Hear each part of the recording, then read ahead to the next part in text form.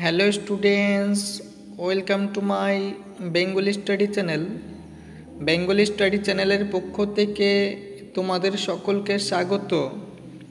প্রিয় 2026 সালের উচ্চ মাধ্যমিক 4th সেমিস্টার শিক্ষার্থী বন্ধুরা, আজকের অনলাইন ক্লাসে আমি তোমাদের জন্য রাষ্ট্রবিজ্ঞানের প্রথম অধ্যায়ের গুরুত্বপূর্ণ 2 মার্কের সাজেশন নিয়ে উপস্থিত হয়েছি। আজ আমি তোমাদের সামনে প্রথম অধ্যায় থেকে অত্যন্ত বাছাইকৃত এবং পশ্চিমবঙ্গের বিভিন্ন স্কুলে এই প্রশ্নগুলি পরীক্ষায় এসেছে, তাই অত্যন্ত বাছাইকৃত প্রশ্নগুলি আজ আমি তোমাদের শেয়ার করব। এই প্রশ্নগুলি মারাত্মক গুরুত্বপূর্ণ, বিশেষ করে তোমাদের আপকামিং উচ্চ মাধ্যমিক 4th সেমিস্টার ফাইনাল এক্সামের জন্য। তাই সেমিস্টার শুরুর প্রথম থেকেই যারা অন্তত আমার দেওয়া এই প্রশ্নগুলি তোমরা পড়ে রাখবে এবং যারা অত্যন্ত গরিব মেধাবী স্টুডেন্ট রয়েছে এবং যারা আর্থিকভাবে দুর্বল, যারা টিউশন পড়তে পারো না, সেই সমস্ত ছাত্রছাত্রীরাও যদি শুধুমাত্র আমার এই চ্যানেলের দেওয়া ভিডিওগুলি কন্টিনিউ ফলো করো এবং খাতায় টুকে নিয়ে ভালো করে পড়াশোনা করো, তবুও তোমরা অন্যের চাইতে হলেও অন্তত এক ধাপ এগিয়ে থাকবে। তাই আলোচনা শুরু করার পূর্বেই তোমরা যারা নতুন আমার এই চ্যানেলে ভিডিও দেখছো, তারা অবশ্যই আমার এই চ্যানেলটিকে সাবস্ক্রাইব করবে এবং পাশে থাকা বেল আইকন বেলটি প্রেস করে অল নোটিফিকেশন অন করে দেবে, যাতে করে আমার ভিডিও ছাড়ার সঙ্গে সঙ্গে সবার আগে তোমাদের কাছে পৌঁছে যায়। তাই আলোচনা দীর্ঘায়িত না করে চলো আমরা ফিরে যাই আজকের মূল আলোচনায়। দেখো, প্রথম অধ্যায় থেকে যে 2 মার্কের ইম্পর্টেন্ট বাছাইকৃত প্রশ্নগুলি তোমাদের জন্য রেখেছি, সেগুলি তোমরা একে একে দেখে নাও। তোমাদের আজ আমি 21 নম্বর প্রশ্ন থেকে শুরু করব, কারণ আগের ভিডিওতে আমি তোমাদের 1 থেকে 20 নম্বর প্রশ্ন অলরেডি আলোচনা করে দিয়েছি। যদি তোমরা দেখে না থাকো তাহলে আমার চ্যানেলে গিয়ে যে প্লেলিস্ট রয়েছে সেখান থেকে দেখে নেবে, কিংবা এই ভিডিওর ডেসক্রিপশন বক্সে যে আমার আগের ভিডিওর লিঙ্ক যুক্ত করা রয়েছে, যদি তোমরা দেখে না থাকো তাহলে আমার চ্যানেলে গিয়ে এই ভিডিওর ডেসক্রিপশন বক্সে ভিডিওর লিঙ্ক রয়েছে, সেখান থেকে তোমরা দেখে নেবে। তোমাদের আজ আমি 21 নম্বর প্রশ্নটি যে তোমাদের সামনে রেখেছি সেটি হলো, আন্তর্জাতিক ক্ষেত্রে সম্মিলিত নিরাপত্তা বলতে কি বোঝায়? এই প্রশ্নের সঠিক উত্তরটি তোমরা দেখে নাও। সম্মিলিত নিরাপত্তা হলো এমন একটি ব্যবস্থা যেখানে বিশ্বের অধিকাংশ রাষ্ট্র একমত হয়ে যে একজনের ওপর আক্রমণ সবার ওপর আক্রমণ হিসেবে গণ্য হবে, এর মাধ্যমে কোনো আক্রমণকারী রাষ্ট্রকে সম্মিলিতভাবে প্রতিরোধ ও শাস্তি দেওয়া হয়, যেমনটি জাতিপুঞ্জের সনদে বলা আছে। এর লক্ষ্য হলো শান্তি বজায় রাখা। নেক্সট, পরের 22 নম্বর প্রশ্নটি তোমরা দেখো। আন্তর্জাতিক সম্পর্কের ক্ষেত্রে ক্ষমতার ভারসাম্য এর ধারণাটি ব্যাখ্যা করো। এই প্রশ্নটি গুরুত্বপূর্ণ রয়েছে, তোমরা উত্তরটি দেখে নাও। ক্ষমতার ভারসাম্য হলো এমন একটি ব্যবস্থা যেখানে কোনো একটি রাষ্ট্র বা জোট অত্যন্ত শক্তিশালী হয়ে অন্যদের জন্য হুমকি সৃষ্টি করতে পারে না। রাষ্ট্রগুলি জোট গঠন বা সামরিক শক্তি বৃদ্ধির মাধ্যমে অন্যান্য শক্তিশালী রাষ্ট্রের ক্ষমতাকে প্রতিরোধ করে, যার ফলে আন্তর্জাতিক স্থিতিশীলতা বজায় থাকে। পরের নেক্সট 23 নম্বর প্রশ্নটি তোমরা দেখো। উদারনীতিবাদের ধারণার আন্তর্জাতিক সংস্থাগুলির ভূমিকা কী? এই প্রশ্নটির সঠিক উত্তরটি তোমরা একবার দেখে নাও। উদারনীতিবাদীরা মনে করেন যে আন্তর্জাতিক সংস্থাগুলি যেমন ইউএনও, ডাব্লিউটিও রাষ্ট্রগুলির মধ্যে সহযোগিতার মঞ্চ হিসেবে কাজ করে। এই সংস্থাগুলি নিয়ম ও আইন তৈরি করে যা রাষ্ট্রগুলিকে তাদের স্বার্থ চরিতার্থ করার জন্য সংঘাতের পথে না গিয়ে শান্তিপূর্ণ উপায়ে আলোচনায় বসতে উৎসাহিত করে। পরের 24 নম্বর প্রশ্নটি তোমরা দেখো। আত্মনির্ভরশীলতা বলতে কি বোঝো? উদারনীতিবাদের সঙ্গে এর সম্পর্ক কী? চলো প্রশ্নটির উত্তরটি আমরা দেখে নিই। আত্মনির্ভরশীলতা হলো এমন একটি অবস্থা যেখানে রাষ্ট্রগুলির অর্থনৈতিক, সামাজিক ও রাজনৈতিক স্বার্থগুলি এমনভাবে একে অপরের সঙ্গে যুক্ত থাকে যে এক দেশের পদক্ষেপ অন্য দেশের উপর সরাসরি প্রভাব ফেলে। উদারনীতিবাদীরা মনে করেন যে এই আন্তঃনির্ভরশীলতা সহযোগিতা বৃদ্ধি করে এবং যুদ্ধের খরচ বাড়িয়ে দেয়। নেক্সট, পরের প্রশ্ন 25 নম্বর দেখো, কার্ল মার্কসের আন্তর্জাতিক রাজনীতি সংক্রান্ত ধারণাটি কী? এই প্রশ্নের সঠিক উত্তরটি তোমরা দেখো। মার্কসের তত্ত্ব অনুযায়ী আন্তর্জাতিক রাজনীতি হল পুঁজিবাদের সম্প্রসারণ ও শ্রেণী শোষণের একটি প্রতিচ্ছবি। তিনি মনে করেন সাম্রাজ্যবাদী পুঁজিপতি তাদের অর্থনীতির সংকট মেটাতে দরিদ্র দেশগুলিকে সর্বহারা শোষণ করে। পুঁজিবাদী ব্যবস্থায় বিশ্বব্যাপী দ্বন্দ্ব ও সংঘাতের জন্ম দেয়। নেক্সট, পরের প্রশ্ন দেখো 26 নম্বর, আন্তর্জাতিক সম্পর্কের ক্ষেত্রে শান্তি গবেষণার মূল লক্ষ্য কী? এই প্রশ্নটির উত্তর তোমরা একবার দেখে নাও। শান্তির গবেষণা হলো একটি আন্তঃবিভাগীয় ক্ষেত্র যার মূল লক্ষ্য হলো শুধুমাত্র যুদ্ধ এড়ানোই নয়, বরং যুদ্ধ ও সংঘাতের মূল কারণগুলি খুঁজে বের করা এবং গঠনমূলক উপায়ে শান্তি প্রতিষ্ঠা ও বজায় রাখার পথ অনুসন্ধান করা। এটি নিরস্ত্রীকরণ ও মানবাধিকারের ওপর জোর দেয়। নেক্সট, 27 নম্বর প্রশ্নটি তোমরা একবার দেখো, আন্তর্জাতিক সম্পর্ক বিষয়ে সমালোচনামূলক তত্ত্ব এর মূল বক্তব্য কী? এই প্রশ্নের সঠিক উত্তরটি তোমরা একবার দেখো।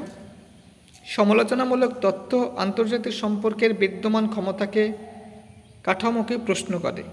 এটি মনে করে যে বাস্তববাদ, উদারনীতিবাদের মতো প্রচলিত তত্ত্বগুলি ক্ষমতার বন্টন অসাম্যকে স্বাভাবিক বলে ধরে নেয়। এর মূল লক্ষ্য হল এই অসাম্য আধিপত্যের কাঠামোকে প্রকাশ ও পরিবর্তন করা। নেক্সট, পরের প্রশ্ন 28 নম্বর দেখো, আন্তর্জাতিক সম্পর্কের ক্ষেত্রে গ্লোবালাইজেশন বলতে কি বোঝায়? প্রশ্নটি তোমাদের জন্য কিন্তু মারাত্মক ইম্পর্টেন্ট। তোমরা অত্যন্ত ভালো করে প্রশ্নটি পড়ে রাখবে। উত্তরটি তোমরা একবার দেখে নাও। গ্লোবালাইজেশন হলো এমন একটি প্রক্রিয়া যার মাধ্যমে অর্থনৈতিক, সাংস্কৃতিক ও রাজনৈতিক সম্পর্কগুলি বিশ্বজুড়ে গভীর ও প্রসারিত হয়। এর ফলে রাষ্ট্রীয় সীমানার গুরুত্ব কমে আসে এবং মানুষ, পণ্য, তথ্য ও পুঁজির চলাচল বৃদ্ধি পায়। এটি আন্তর্জাতিক সম্পর্ককে আরও জটিল করে তুলেছে। নেক্সট, পরের প্রশ্নটি দেখো, বাস্তববাদ ও ভাববাদের প্রধান পার্থক্য কী? এই প্রশ্নটি পশ্চিমবঙ্গের বিভিন্ন স্কুলেই, ধরে নাও 90% স্কুলেই এই প্রশ্নটি এসে থাকে। তাই এই প্রশ্নটি তোমরা ভালো করে দেখে রাখবে। উত্তরটি তোমরা একবার দেখে নাও। বাস্তববাদের মতে রাষ্ট্রস্বার্থ ক্ষমতা সর্বাধিক গুরুত্বপূর্ণ। ভাববাদ শান্তি, নৈতিকতা ও আদর্শের উপর জোর দেয়। বাস্তববাদ সংঘাতকে কেন্দ্র করে, ভাববাদ সহযোগিতা ও মূল্যবোধে বিশ্বাসী। নেক্সট, পরের প্রশ্ন 30 নম্বর দেখো, উদারবাদের বৈশিষ্ট্য কী? এই প্রশ্নটিও মারাত্মক গুরুত্বপূর্ণ রয়েছে তোমাদের জন্য, বিশেষ করে তোমাদের 4th সেমিস্টার ফাইনাল এক্সামের জন্য। তাই প্রশ্নটি তোমরা ভালোভাবেই পড়ে রাখবে। প্রশ্নটির উত্তর তোমরা একবার দেখে নাও। উদারবাদের মূল বৈশিষ্ট্য আটকে আছে আন্তর্জাতিক প্রতিষ্ঠান, আইন, অর্থনৈতিক সহযোগিতা ও মানবাধিকার রক্ষার উপর। এটি বিশ্বাস করে আলোচনার মাধ্যমে সমস্যা সমাধান সম্ভব। পরের প্রশ্ন আলোচনা করার পূর্বেই তোমরা যারা নতুন আমার এই চ্যানেলে ভিডিও দেখছো তারা অবশ্যই আমার এই চ্যানেলটিকে সাবস্ক্রাইব করবে, লাইক করবে, কমেন্ট করবে এবং শেয়ার করবে। কারণ আমার এই চ্যানেলটি যেহেতু নতুন, সেহেতু আমার এই চ্যানেলটি যাতে ভবিষ্যতের অনেকদের প্রসারিত হয়, অগ্রসর হয় এবং চ্যানেলটির গ্রোথ হয় এবং চ্যানেলটি যাতে কন্টিনিউ তোমাদের সাপোর্ট এবং সহযোগিতা করতে পারে, সেই জন্য তোমাদের সাপোর্ট এবং সহযোগিতা আমি একান্তভাবে কামনা করি। তাই আলোচনা দীর্ঘায়িত না করে চলো আমরা ফিরে যাই আজকের মূল আলোচনায়। দেখো, তোমাদের জন্য যে 31 নম্বর প্রশ্নটি রেখেছি সেটি তোমরা একবার দেখে নাও। আন্তর্জাতিক আইনের গুরুত্ব কী? এই প্রশ্নের সঠিক উত্তরটি তোমরা দেখে নাও।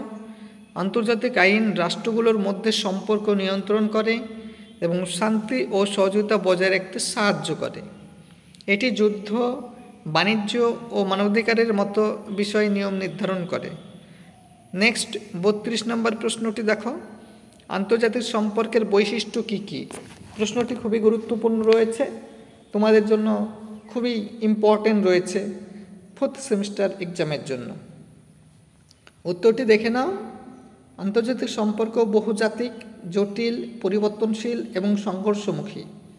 এতে রাষ্ট্র ছাড়াও আন্তর্জাতিক সংস্থা, অসরকারি সংগঠন এবং কর্পোরেশনরা ভূমিকা রাখে। এখানে ক্ষমতা, স্বার্থ ও নীতি গুরুত্বপূর্ণ। নেক্সট 33 নম্বর প্রশ্নটি দেখো, আন্তর্জাতিক সম্পর্কের লক্ষ্য কী? এই প্রশ্নটিও গুরুত্বপূর্ণ রয়েছে তোমাদের জন্য। উত্তরটি দেখে নাও। আন্তর্জাতিক সম্পর্কের প্রধান লক্ষ্য হল রাষ্ট্রগুলোর মধ্যে শান্তি, সহযোগিতা ও পারস্পরিক বোঝাপড়া বৃদ্ধি করা। এটি কূটনীতি, নিরাপত্তা ও অর্থনৈতিক সম্পর্ক উন্নত করে বিশ্বে স্থিতিশীলতা প্রতিষ্ঠা করে। নেক্সট পরের প্রশ্ন 34 নম্বরটি একবার দেখে নাও, আদর্শবাদ ও লিবারেলিজমের মধ্যে পার্থক্য কী? প্রশ্নটি গুরুত্বপূর্ণ রয়েছে, তোমরা দেখে নাও উত্তরটি। 1 নম্বর দিয়ে তোমরা লিখবে, আদর্শবাদ শান্তি ও নৈতিকতার উপর জোর দেয়, যেখানে লিবারালিজম আন্তর্জাতিক সংস্থা, অর্থনৈতিক আত্মনির্ভরতা বিশ্বাস করে। 2 নম্বর বৈশিষ্ট্যটি তোমরা লিখবে, পার্থক্যটি লিখবে, আদর্শবাদ আন্তর্জাতিক আইন ও নীতির প্রতি বিশ্বাস রাখে, আর লিবারালিজম গণতন্ত্র ও সহযোগিতার মাধ্যমে শান্তি অর্জনের চেষ্টা করে। নেক্সট 35 নম্বর প্রশ্নটি দেখো, মার্ক্সবাদীদের মতে রাষ্ট্র কী? প্রশ্নটি খুবই গুরুত্বপূর্ণ। উত্তরটি দেখে নাও। মার্ক্সবাদীদের মতে রাষ্ট্র কোনো নিরপেক্ষ বা সকলের জন্য কল্যাণকর প্রতিষ্ঠান নয়, বরং এটি একটি শ্রেণী সংগ্রামের ফল, যা শাসক শ্রেণী যেমন বুর্জোয়া নিজেদের আধিপত্য ও স্বার্থ রক্ষার জন্য ব্যবহার করে। রাষ্ট্র মূলত শাসক শ্রেণীর হাতে একটি হাতিয়ার, যা অর্থনৈতিকভাবে দুর্বল শ্রেণীকে দমন ও শোষণ করতে ব্যবহৃত হয়। মার্ক্সবাদীরা মনে করেন সমাজতন্ত্রের বিকাশের সাথে সাথে একটি শ্রেণীহীন সমাজ প্রতিষ্ঠিত হবে এবং যেখানে রাষ্ট্রের বিলুপ্ত ঘটবে। পরের 36 নম্বর প্রশ্নটি দেখো, উদারনীতিবাদ বা লিবারেলিজম বলতে কি বোঝায়? প্রশ্নটি গুরুত্বপূর্ণ রয়েছে তোমাদের জন্য। উত্তরটি তোমরা একবার দেখে নাও। রাজনৈতিক চিন্তার ইতিহাসে উদারনীতিবাদ হল অন্যতম একটি রাজনৈতিক মতাদর্শ। সপ্তদশ শতাব্দীর প্রথম অর্ধে এর উদ্ভব হলেও নানা পরিবর্তনের মধ্য দিয়ে এটি বর্তমান রূপ লাভ করেছে। রাজনৈতিক স্বতন্ত্রের বিরুদ্ধে প্রতিক্রিয়া হিসেবে উদারনীতিবাদের জন্ম হয়। রাষ্ট্রবিজ্ঞানের আলোচনায় উদারনীতিবাদের অর্থ হল রাষ্ট্রীয় কর্তৃত্ববাদ এর বিরোধিতা করা এবং ব্যক্তির অবাধ স্বাধীনতা প্রতিষ্ঠা করা। স্বাধীনতাই হলো উদারনীতিবাদের মূল প্রতিপাদ্য বিষয়। এবারে তোমাদের প্রথম অধ্যায়ের অন্তিম যে প্রশ্নটি তোমাদের জন্য রেখেছি সেটি তোমরা একবার দেখে নাও। আদর্শবাদীদের মতে রাষ্ট্র কী? এটি তোমাদের 37 নম্বর প্রশ্ন। উত্তরটি তোমরা একবার দেখে নাও। আদর্শবাদীদের মতে রাষ্ট্র হলো এমন এক স্বাভাবিক ও অপরিহার্য প্রতিষ্ঠান, যা ব্যক্তির নৈতিক ও আত্মিক বিকাশের জন্য একটি মাধ্যম। এটি শুধু একটি রাজনৈতিক সংগঠন নয়, বরং মানব সমাজের একটি উচ্চতর ও যৌক্তিক প্রকাশ, যে ব্যক্তির পূর্ণ সম্ভাবনার বিকাশে সহায়তা করে এবং সমাজে নৈতিক মূল্যবোধ প্রতিষ্ঠা করে। হেগেলের মতো আদর্শবাদীরা মনে করেন রাষ্ট্র, পরিবার ও সমাজের একটি বিবর্তিত রূপ, যা মানুষের স্বাধীনতা ও নৈতিকতার চূড়ান্ত বিকাশ ঘটায়। এই যে আজ আমি তোমাদের সামনে হাতে গোনা মাত্র কয়েকটি বাছাইকৃত অর্থাৎ 17টি প্রশ্ন 2 মার্কের শেয়ার করলাম, এই প্রশ্নগুলি অত্যন্ত গুরুত্বপূর্ণ, বিশেষ করে তোমাদের 4th সেমিস্টার ফাইনাল এক্সামের জন্য। তাই আমার দেওয়া প্রশ্নগুলি যদি তোমরা এখন থেকে ভালো করে স্টাডি নিয়ে পড়াশোনা করো, আমি আশা করি এর বাইরে তোমাদের একটি প্রশ্ন আসবে না। এর মধ্যে থেকে তোমরা প্রত্যেকটি প্রশ্ন কমন পাবে। তাই এইরকম নিত্য নতুন ভিডিও পেতে তোমরা অবশ্যই আমার এই চ্যানেলটিকে সাবস্ক্রাইব করবে, লাইক করবে, কমেন্ট করবে এবং চ্যানেলটি বন্ধু বান্ধবদের মধ্যে অধিক পরিমাণে শেয়ার করো।